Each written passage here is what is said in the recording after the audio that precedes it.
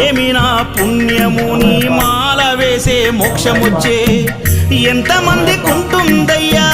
నిన్ను చేరే అదృష్టం ఆనందం పొంగేనయ్యా నిన్ను చూసిన క్షణం తండ్రి నిన్ను చూడంగానే కన్నీరు తన్నుకొచ్చే